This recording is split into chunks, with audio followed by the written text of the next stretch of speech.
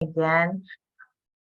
I love being here with all of you. So, and continuing to build. Oh, when I accepted that, I knocked myself off. So I forgot I was on actually at the handout.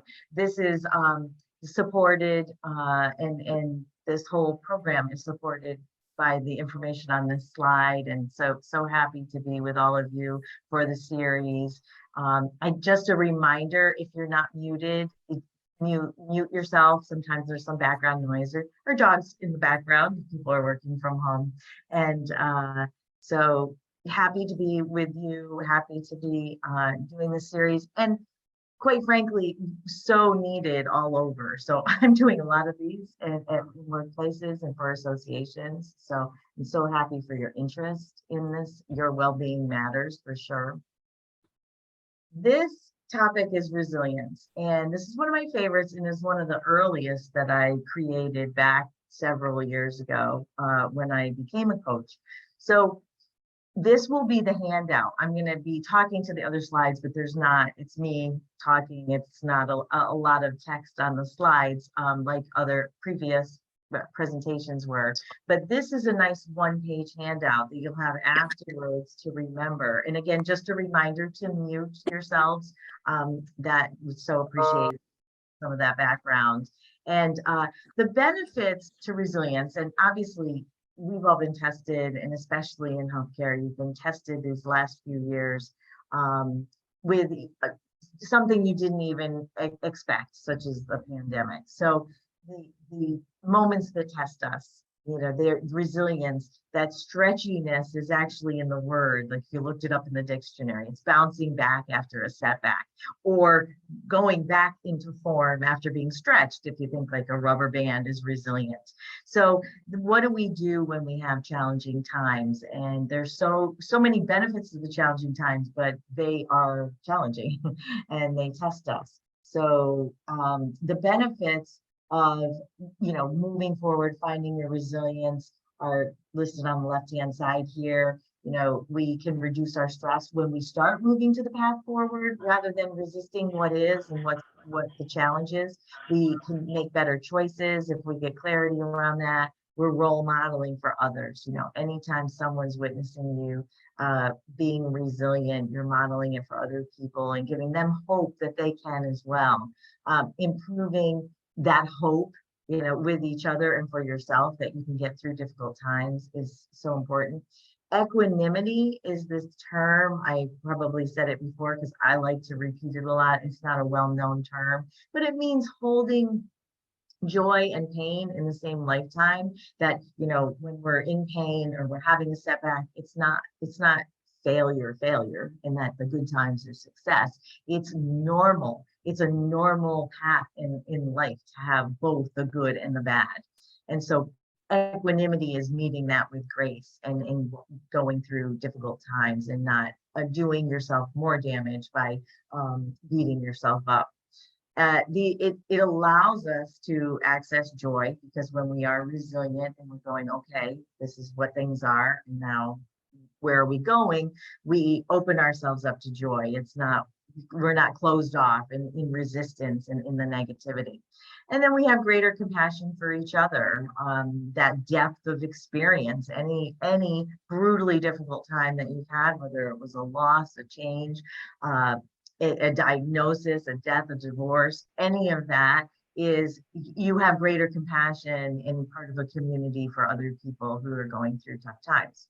So I'm going to spend some time talking about the key aspects and then go to some of the exercises again, and so that you have this as a toolbox. And do think of the questions that you have, because we'll have some time at the end to discuss. So perspective, usually at the beginning of a challenging time, whatever it is, we do have to look at things differently in order to find the path forward. Because really, when we're called to be resilient, things aren't going the way we want them to. They're definitely not going the way we want them to. So we need to look from different perspectives rather than looking at things exactly the way we wanted them, which is where we end up in too much resistance, resisting what is. So when we open up our perspective, I find it comfortable. I use the term panning back.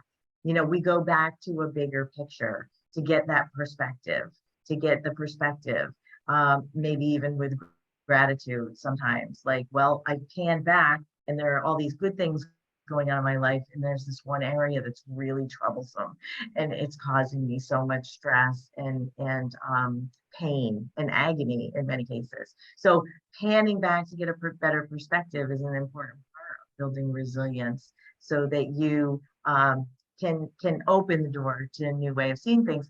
And for many of you, you might even relate that it was a doorway to a new way or a new life or a change in life that you hadn't anticipated. The history of my background in coaching is that, I never saw myself here as a coach, never saw myself teaching well-being. And it was a decade in the making after tragically losing my son in a car accident, and then my sister passing away 5 years later from cancer after she had her first baby. So she was also young. Two tragic, horrible, untimely losses. So it's not that I'm just like, oh, good, I'm so glad that happened, so that now I'm coaching today. It's just how it was moving me in a different direction that I would never have anticipated. And I do feel like Jack and Kristen are behind the work that I do all the time. And if you've had other webinars with me, you've heard me say that.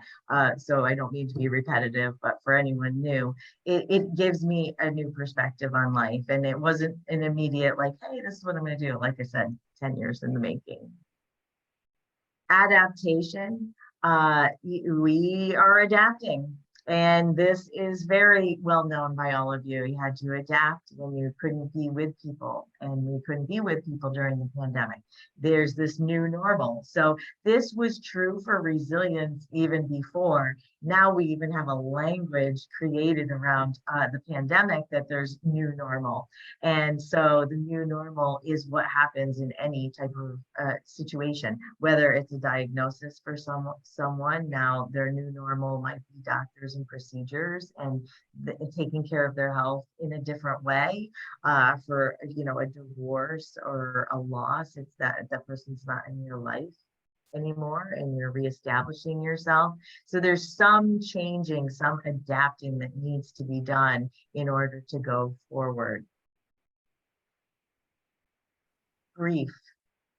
So grief is often connected, I would say, maybe I should probably say almost always related to resilience, because whatever you needed to be resilient against, or find that new normal, it involved a loss of some sort, a loss, drastic change.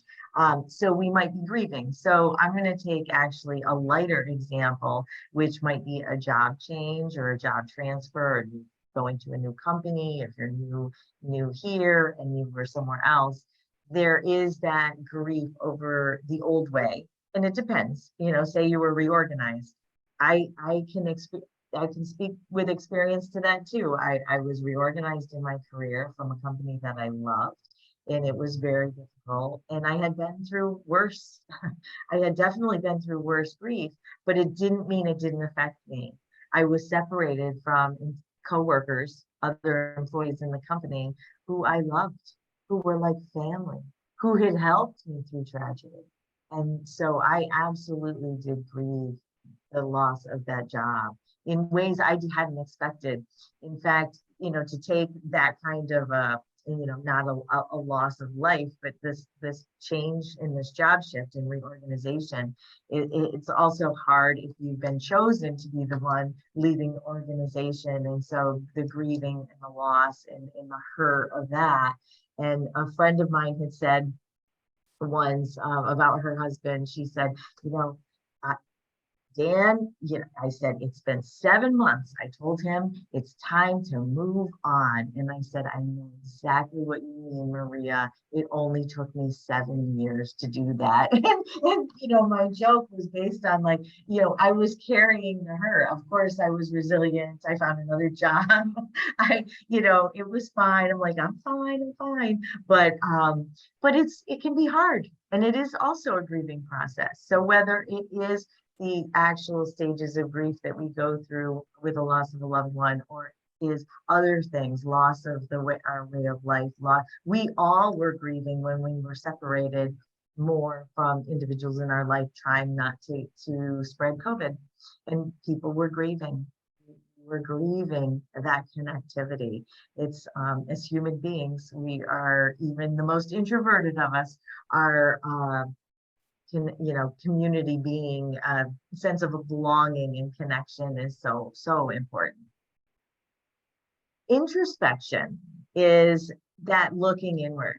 So during any challenge that would cause you to be resilient, now there's that, now I'm digging deep. You're digging deep, you're going inward, you're pondering life as you knew it. You just, putting some new normal, but what does it all mean for you? And we are most empowered when we can turn a difficult challenge into a lesson, or say, obviously, this is part of my path. It belongs to me. I find that the most empowering. Like, I guess this is my challenge, my life's challenge. And so that I'm not resisting that coulda, woulda, shoulda, digging deep for my inner resources instead of bitterness for external circumstance. So that introspection, I'm a firm believer that we have all the skills we need for whatever tragedy may befall us. So whatever we're being resilient towards, whatever is calling us forward, then there are those deep inner reserves. And actually, in a lot of powerful stories, whether, fiction, or why we admire stories of strength and courage and setback in our media, whether it's true story or a fiction story, think about the movies we watch. There's always some hardship. So I'm going to talk about the hero's journey as part of that, and I'll talk about that. Our emotions are there for a reason. And so we do live in a society that kind of looks, especially the workplace. So, all of you thinking about your work, kind of tamp it down, push it down. And our emotions, we know if we do that, we're gonna, explode at a different time or at some point. So sometimes if you're being resilient around a crisis, it's okay, it's good. We do stuff our emotions so that we can plow forward and do what we need to do. But we can't do that. We can only do that for so long. And I think it's important, if you're in crisis mode, get through the crisis, make sure you do spend some time feeling your feelings and processing it and debriefing and getting articulate about how you feel.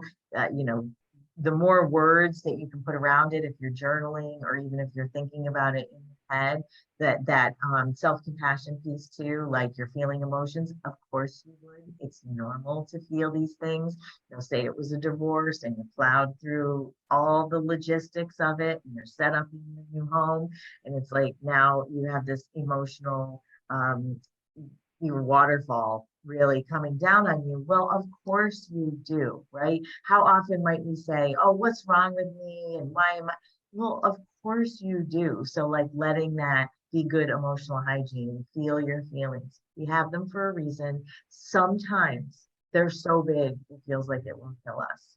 And I don't want you to feel that way. It really doesn't. It's good emotional processing. So we have our feelings, let ourselves feel our feelings, and do it as much. I would say, if we're also talking about sort of just resilience to a busy work day, kind of a lighter example, although that's on a daily basis, that's a heavy example. Just maybe you do have, there's this concept of mudroom. You have a mudroom on your house, and sometimes people will take off the dirty boots or the dirty clothes and then go into home. You may have some of that, like a kind of a debrief between a crazy day at work and going forward into your home. There might be some daily, even emotional clearing about the day that you've had before you go into the rest of your life.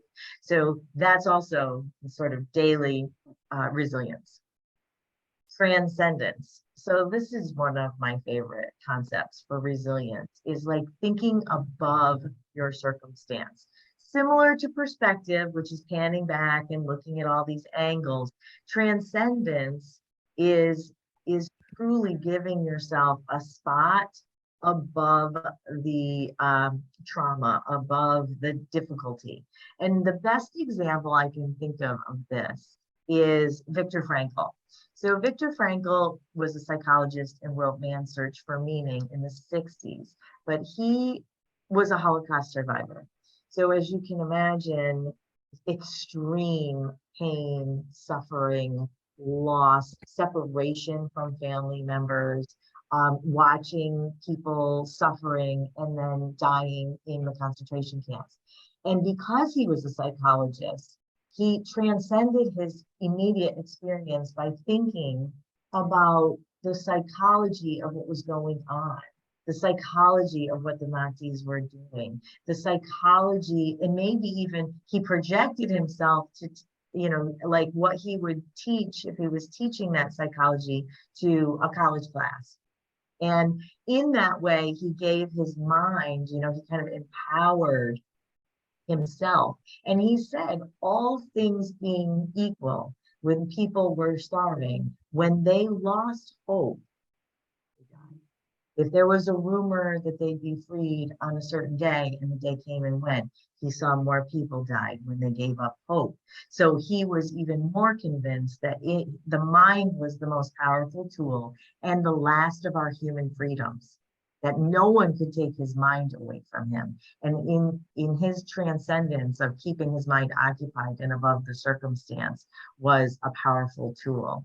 And so it's definitely one of my favorite parts to kind of help someone as a resilience coach. If someone's got everything crashing down on them, which happens, and I do resilience coaching too on a pay it forward basis, because sometimes it's like financial and it's just getting someone to a more hopeful point. It might be job loss, divorce, a death, a whole bunch of things hitting you all at once. So helping someone see kind of above the fray is an important piece. And personal growth. Boy, do we stretch and grow. There's nothing like resilience, needing to be resilient. There's nothing like tragedy to plant us in the darkness. If you think about a seed going into the ground, plant us in the darkness. It's dark, it's cold, and we don't see the way until we do see the way and we start to blossom in a new direction. So turning the can't to a can, and maybe if you happen to be in a difficult time right now, leaning on that you will dig into deep reserves, that there are the gifts of suffering on the other side of getting through impossible times, and that is where personal growth happens. So it is the benefit of that. And if even if it's extreme, I felt it in my own life, is that personal growth, digging deep into the inner resources and finding that you can do amazingly difficult things and you can meet the unfathomable. Community is big, whether it's support of friends and family, or a community that you don't know. As a bereaved parent myself, we become part of an informal community that nobody wants to be a part of. But the power of sharing those stories, the power of even knowing, even when I don't talk to another bereaved parent, but knowing that they are there, I'm not the only one that's had this experience. I haven't had this, I'm not the only one that had the hardship. The community could be anything that other people are going through the same. So whether they're helping you and supporting you, telling you their story, or whether you just take a moment to reflect and say, I'm not the only one that's experienced this right now. I'm not the only one. I may not know who the other people are, but I know that they exist in the world. So that's a pretty big span from people who are actually helping you and supporting you and telling you their stories to people you don't even know. You just know you're not the only person in the world who's been dealing with this. There's always some form of community. And then there is a form of community you can even participate in, and get to know new people based around your loss, your hardship, whatever your challenge is. And then purpose, purpose and meaning is actually the sixth stage of grief and added on. When we find purpose in the pain that we've experienced, the choice that we make to look at it as something that was growth that, maybe we wished had never occurred. There's a documentary, Happy, and I just watched it recently and did a podcast discussing it. And there was a cancer patient who was young, and she went so deep into, this is my message, to just be as joyful as I can for as long as I can. And it was so moving to see her in the documentary, just really making everyone around her laugh, and having just fun everywhere she went, just knowing her life was very, very short, and that it was not going to go the way she wanted it to go.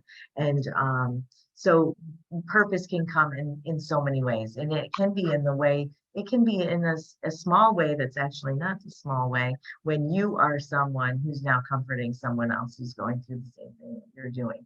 Just the purpose in that, just being that voice, that comforting voice to someone else, is no small thing. So so we went through the aspects. And then actually, I did forget to say, under emotions too, it's the emotional intelligence to know. So EI, or EQ as it's sometimes called, to know what's going on with you and seeing that in other people too. So I just realized that looking at the exercises. So if you're going through a difficult time, connect with a time that was difficult in the past that was probably different, or maybe similar, and connect with it. How did you handle it? So this is interrupting the brain from noodling so much on just that problem or how you're feeling, the problem of how you're feeling. You can say, really logistically look at how you've gotten through difficult times in the past, reminding yourself you have gotten through difficult times in the past. Sometimes the brain is just right in the trouble, in too close, and it's kind of racking you. The brain, as we've talked about before, is kind of our problem solver, keeping us safe, maybe even keeping us holding grudges, because they're like, don't ever let that bad thing happen again. So when you do that, that's actually an exercise to move your brain to a more productive, how did I handle a former challenge? I got through it. It was good. It's like a good reminder. Speaking of good, staying with the good. So staying with the good is an actual exercise to overcome the brain's default. And the brain's default is the negativity bias, where our brain is just set up and has evolved to be better at sensing danger, alert to danger, fear, because we used to have to run away from danger, so we lived. And so then all that chemistry and the chemicals and the stress hormones that we get. And so our brains are very highly tuned to noticing things that are problematic or troublesome and staying there. But staying with the good is us actively taking something. So someone's small kindness when you're in a terrible time, or some comfort even in a terrible time, is something you can actually focus your brain on. You can focus your brain on what's going well instead of what's not working. Obviously, whatever you need to be resilient is the part that's not working. But there are so many other things that may be working in your life. And you'll find your brain doesn't like to stay with the good very long. The expression is, we're Velcro for bad. That's what our brains do. It's hard to rip away from the bad. And we're Teflon for good. Just like a good thing happens, you're very appreciative, you're a grateful person, but it slides off of our brain and out of our thinking very quickly. So staying with the good, you'll find even 5 minutes of kind of trying to let yourself marinate in something good is something that your brain wants to just keep getting away from. So staying with the good's an actual coaching exercise. Connecting with common humanity is sort of what I talked about with community. It's like, I'm not the only one. So even if you're just doing this as a small mini meditation of taking a moment to say, other people have experienced what I'm experiencing right now. And then you think about their strength and the sense of community you have. We are all the same. We hurt and we are all human beings. So connecting with that common humanity is also something that's you might even write about or journal about. Finding the path forward, just literally that's what you're doing when you're being resilient. You are saying, okay, this is the way things are. What's my path forward? What are the next steps I need to take? The hero's journey and the hand on heart practice. I have a couple slides for that. Checking the time. So here's the hero's journey. One of my favorite things. The late American mythologist Joseph Campbell found that across all cultures, mythology, languages, places in the world, there was this common storyline in their cultural stories. And it was the hero's journey. It's what he called the hero's journey, which is there's some main character and with a call to adventure.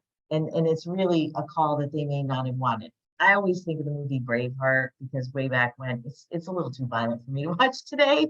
But I thought if for anyone who's seen Braveheart, it was like he was a reluctant call to be a hero. He just wanted to raise his family and live his simple life. And so William Wallace is based on a true character. Scotland is like called to action through a tragedy. So this hero's journey is used as an outline for books, movies, screenplays, everything. It's used as a template on how to write stories because this is our human experience.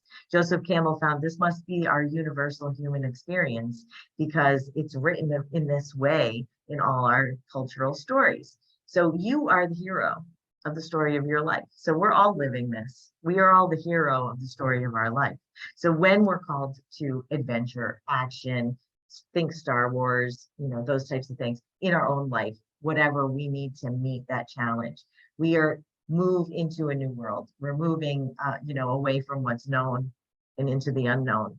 We are met with helpers, mentors. Maybe it's someone who's been through the same thing that you have. Maybe it's a new time person coming to give you the right information at the right time to help you through this challenge. And you see as it goes down to like the 6 o'clock point, if it was a clock, there's this death of the old self and the rebirth of the new self. So it's like what you've learned, who has helped you, part of this journey is now combining, it's weaving itself into the fabric of who you are. And now there's a transformation of sorts. You haven't gotten over it, whether it was a loss or a tragedy. It's not necessarily getting over, it's a learning and a growing. It's the personal growth. So now there's this transformation as you've woven that into your experience. And the atonement is like starting to come home back to yourself, but maybe a higher self, a more wise self coming. And then the return, the gift of the goddess. So some of these, the language here is also based on those stories in our cultural traditions. Coming back, the return to home. Sometimes it's called return with gifts. The hero comes back with knowledge and wisdom and a gift to his or her community. And then you're home again. There's a new home. And we can do this many times in our life. There's what's known, you see in the top of the diagram, and then a big, huge part of that journey, that hero's journey, is the unknown that you're walking through. So I love this as a model to see yourself as the main character and story of your life. And when you have to be resilient, saying, I guess this is mine, this is my tragedy. We all have triumphs and tragedies, and it's my path to walk, it's my journey to walk. Now, a hand on your heart practice. One, kind of putting your hand on your heart activates your relaxation response. So if you're having a particularly difficult moment in trying to be resilient to whatever challenge there is, your body responds, your parasympathetic nervous system kind of likes this comfort, this healing touch, and it might settle. Or instead of being calm or overstimulated, when we get there, we get into the wrong part of our brain to do any kind of healing work. We're kind of ready to just run away from danger. So it can calm us in a stressful moment. And then if you do, with the hand or hands on your heart, breathe and feel your breath, breathe into it, connect with a moment that you felt safe. It might be when you were with someone who calms you, with a mentor, with a loving person, thinking of someone who gives you great faith in the future. It might be a pet that it makes you feel unconditionally comforted, but just connecting with that moment in your mind, in your memory, to a time. Maybe it was even an example where you felt very safe and protected. Connect with that time, and then let that feeling of that connection and that memory wash over you or grow inside you. Feeling that feeling, how you felt when you were safe and protected. And you can repeat this anytime. It can take just a couple of minutes. It could be in the middle of an absolutely stressful work day. It could be in the middle of, it could calm you down from a panic attack if one is starting to build. And so it's just simple. It could be as long or as short as you would like it to be.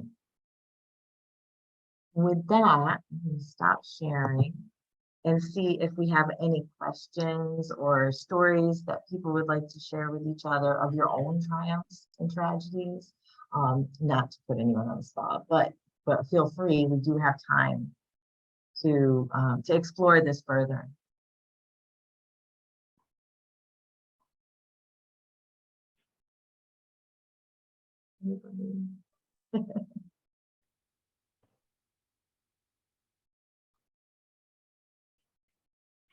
Oh, wait.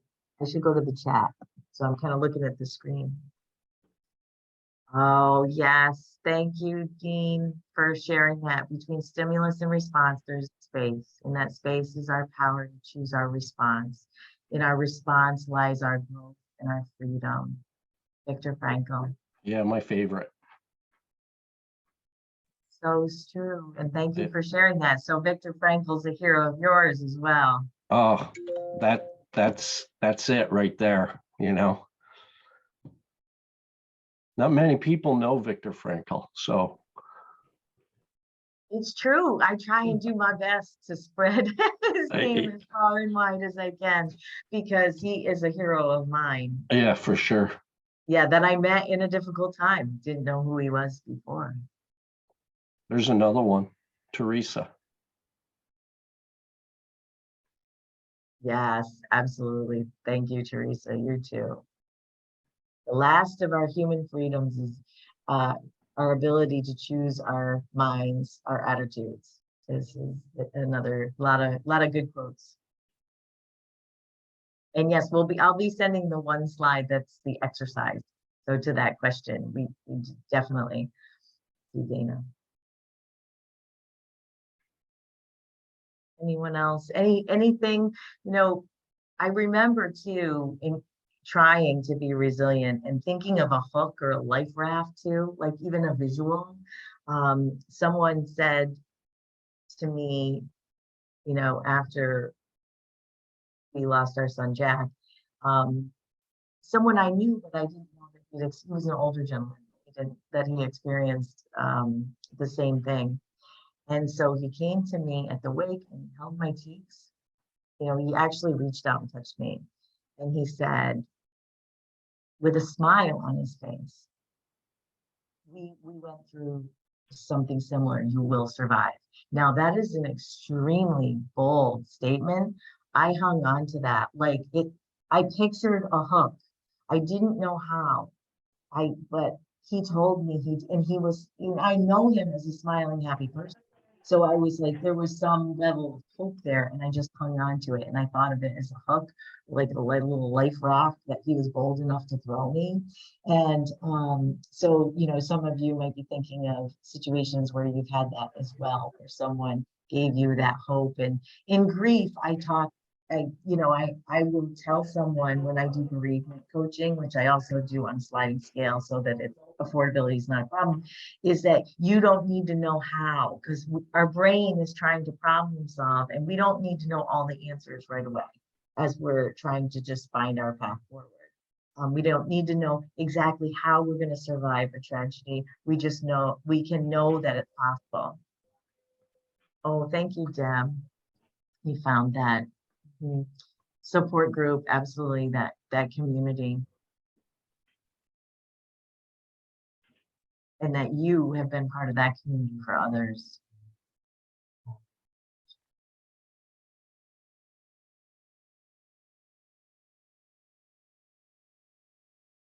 Any other thoughts or questions? I know you're all super busy too, so I appreciate you taking the time today for this and for, just taking care of your well-being. Every day, I can tell you from my seat as a coach that it's more and more evident that, a lot of things don't work if we don't work. And that people go, and when I use the phone, like if we don't recharge ourselves, then if we didn't recharge our cell phones, we wouldn't expect it to work. But yet we do that with ourselves all the time. And so that we talked about that with self-care and self-compassion, but also in resilience too. There is that time for reflection. If you're going through a very difficult time, do not do further damage to yourself by not acknowledging that, yeah, you might be exhausted. You probably are. 5 p.m. might feel like midnight because the journey is so difficult. And so I do want to leave you thinking though, having hope. There's probably someone who's been through the same thing, and connect with that community. Find your life raft, that support that you have, an image, a vision of how you want to move forward, or that it's possible. And sometimes it's just that simple. We just know it's possible because we've seen other people do it. I don't know how. Well, thank you all so much for showing up for yourselves today. So good question, Vijaya. I'm not sure I pronounced your name right. I apologize if I didn't. When you're at a break point, I would say a couple of things. One, letting the breakdown happen. The breakdown is the breakthrough often, and there's beauty in the breakdown. So I think the recharge comes on the other side of it. And to be self-compassionate, make sure when you're at an absolute break point, you might need to step back, say everything from a break point at work, in the middle of work, you might have to step back for a moment, give yourself a moment, breathe. If it's, say an ongoing tragedy, a very difficult circumstance, you feel yourself breaking down, let it wash over you. In grief, we often talk about the wave, and people say, yes, that's what it feels like. This wave comes upon us, and it feels like it's going to, send us flinging into the nether field. But really, we actually end up being a little recharged on the other side of like that absolute wave of grief, of tears. But I would say definitely some kind of step back, let the breakdown happen, find the beauty in the breakdown. Sometimes it's that holding everything back that keeps us stuck. And then when in doubt, just breathe. Breathe deeply, because your body will biologically help you, your mind follow. It'll keep us in the right part of our brain to know that we're actually not, coming unhinged, or that we don't run away, all those bad chemicals going through your body, just that adrenaline and rush. So thank you for asking that question. Thank you, Daphne. And then also another comment, just want to let go of anxiety and the burnout of everyday work. One of the things to look for in that case, like that example, is, are you putting too much pressure on yourself? Like there's the work and it's overloaded work. And if there's a lot of anxiety and burnout, a couple of things that I would do as a coach in that situation is say, are you taking is there a lot of emotion around what's going on? And also, are you absorbing the emotions of the people that you're working with? Because maybe in that workday situation, you're feeling everyone's feelings too. You may be, what are you thinking? So what are you feeling? And maybe do some emotional hygiene around that. What are you thinking? So are you having thoughts on top of the stressful situation about how bad it is? And or projecting into the future. If you've ever heard someone explain like going down the rabbit hole in our minds, catastrophizing, or like saying this means this means this means this, our brains are exceptionally powerful tools. So our brain will do that, and our brain can do that. And so but we want to rein it in because that exhausts us. And so the difference between like anxiety and stress and like really bringing it at work is the burnout part. So when we did the actual addressing burnout starter session, that's when you just push away because you're so worn out. You're so worn out by it that you can't even there's no opportunity for over engagement. So to let go, I would say, do also create a practice of maybe letting go of what you can't control. One of the things maybe I'll send that as a follow-up too, is there's just a little infographic, very simple. And the inside circle is things I control. The outside circle are things I influence. And the further circle is out of our control. And so I have a couple of good infographics about that. So thank you for mentioning that one. And maybe I'll add that to the slides in the follow-up. So thank you all so much. So if there aren't any more questions, I'll let you go so you can breathe and have an extra few minutes in your day. Thank you for taking time for you. When you work well, when your well-being is good, a lot of other things fall into place. But I do appreciate that you're there's a lot of work, a lot of stress in the work that you do. Have a great day, everybody. Thank you for the comments. I thank you too. You too. Thank you. Thanks, Kim.